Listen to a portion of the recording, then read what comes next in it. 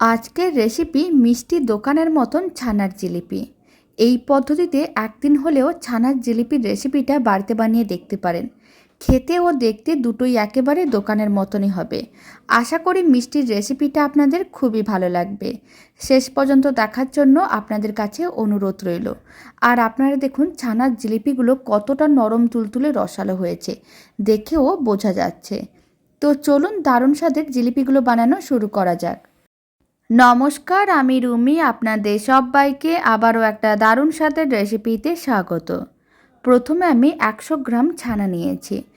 আপনারা যদি আরও বেশি করে জিলিপি বানাতে চান তাহলে বেশি করে ছানা নিতে হবে। আর এখানে আমি 100 গ্রাম ছানা দিয়ে জিলিপিগুলো বানানো দেখিয়ে দেবো।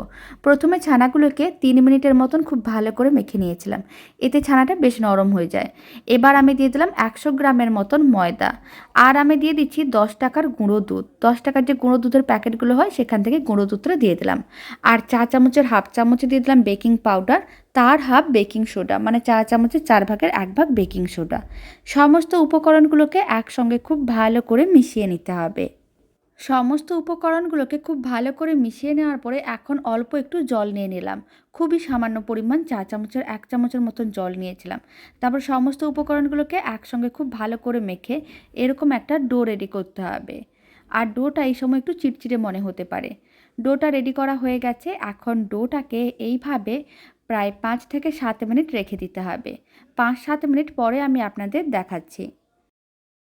5 মিনিট পরে ডোটাকে আবারও খুব ভালো করে একবার মেখে নিয়েছিলাম। তারপর ডোটা থেকে এরকমই মিডিয়াম সাইজের লেচি কেটে নিতে হবে। লেচিগুলোকে খুব বেশি বড় বা ছোট করে বানানোর দরকার নেই, এরকমই মিডিয়াম সাইজের লেচি কেটে নিয়েছিলাম। তারপর একটা লেচিকে নিতে হবে, একটু গোল করে নিতে হবে। তারপর এইভাবে একটু লম্বা করে নিতে হবে, মানে একটা মোটা দড়ির মতন করে বানিয়ে নিতে হবে। যখন লেচিটা এইভাবে মোটা দড়ির মতন করে বানানো হয়ে যাবে, তারপর এইভাবে একটু রোল করে নিতে হবে, মানে জিলিপির শেপটা দিয়ে দিতে হবে। এইভাবে একটু গোল করে চারিদিকে ঘুরিয়ে নিতে হবে। তারপরে শেষ অংশটাকে এইভাবে ভালো করে আটকে নিতে হবে। সমস্ত জিলিপিগুলো একইভাবে রেডি করে নিচ্ছি। সমস্ত ছানার জিলিপিগুলো রেডি করা হয়ে গেছে। এবার ছানার জিলিপিগুলোকে ভেজে নিতে হবে। তার জন্য ফ্রাইং প্যানে কিছুটা পরিমাণ সাদা তেল নিয়েছিলাম, লো ফ্লেমে আছে। আর এই সময় ছানার জিলিপিগুলো গরম তেলের মধ্যে দিয়ে দিতে হবে। ফ্লেমটা মিডিয়াম টু লোতেই রেখে ছানার জিলিপিগুলোকে উল্টে পাল্টে লাল লাল করে ভাজতে হবে। একটু টাইম নিয়ে যদি জিলিপিগুলোকে ভাজা হয় তাহলে জিলিপিগুলো সাইজে একটু বড় হয়ে যাবে। এতে খুব সহজে চিনি শিরাটা শোক করে নেবে। আর জিলিপিগুলো দেখতেও ভালো লাগবে, খেতেও ভালো লাগবে। প্রায় 3 মিনিট একটা সাইড রান্না করে নিয়েছিলাম। এখন উল্টে পাল্টে আরও জিলিপিটাকে লাল লাল করে ভেজে নিয়েছিলাম। মোটামুটি 6 থেকে 7 মিনিটের মতন সময়ের প্রয়োজন পড়েছিল। জিলিপিগুলোকে উল্টে পাল্টে লাল লাল করে ভেজে নেওয়ার পরে তুলে রেখে দিতে হবে। আর একটা কড়াইকে গ্যাসের ওভেনের উপরে বসিয়ে দিয়েছিলাম, তার মধ্যে দিয়ে দিলাম 150 গ্রাম চিনি। আর আমি দিয়ে দিলাম 200 ml মতন জল। আর 1 চিমটের মতন দিয়ে দিলাম এলাচ গুঁড়ো, এতে স্বাদ ও গন্ধ দুটোই খুবই ভালো আসবে। তারপর সমস্ত কিছু একসঙ্গে খুব ভালো করে মিশিয়ে নিতে হবে। আর চিনিগুলো মেল্ট হওয়ার জন্য অপেক্ষা করতে হবে।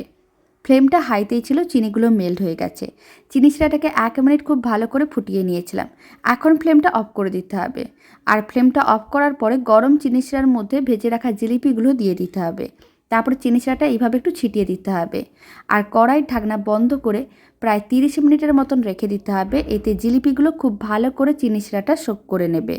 আপনাদের কাছে যদি সময় বেশি থাকেন আপনারা তাহলে আরও বেশি সময় ধরে জিলিপিগুলোকে চিনি শিরার মধ্যে রেখে দিতে পারেন। এখানে আমি 30 মিনিটের মতন জিলিপিগুলোকে চিনি শিরার মধ্যে রেখে দিয়েছিলাম। আপনারা দেখুন জিলিপিগুলো বেশ নরম তুলতুলে হয়ে গেছে আর চিনি শিরাটা ভালো করে শোকও করে নিয়েছে। এবার জিলিপিগুলোকে একটা প্লেটের মধ্যে সার্ভ করে নিয়েছি। এবার একটা জিলিপি কেটে দেখিয়ে দিচ্ছি কতটা নরম তুলতুলে আর রসালো হয়েছে। আর এই দারুণ স্বাদের মিষ্টি দোকানের মতন ছানার জিলিপির রেসিপিটা শেষ পর্যন্ত দেখার জন্য অসংখ্য ধন্যবাদ। আর এই মিষ্টির রেসিপিটা ভালো লেগে থাকলে আপনারা যদি ফেসবুক থেকে রেসিপিটা দেখছেন পেজটিকে ফলো করে নেওয়ার অনুরোধ রইল। ইউটিউব থেকে দেখলে চ্যানেলটি সাবস্ক্রাইব করে নেওয়ার অনুরোধ রইল। তো চলুন ভিডিওটা আমি এখানে শেষ করছি। আপনারা সবাই ভালো থাকবেন, সুস্থ থাকবেন। আপনাদের সঙ্গে আবার নতুন রেসিপি নিয়ে দেখা হচ্ছে।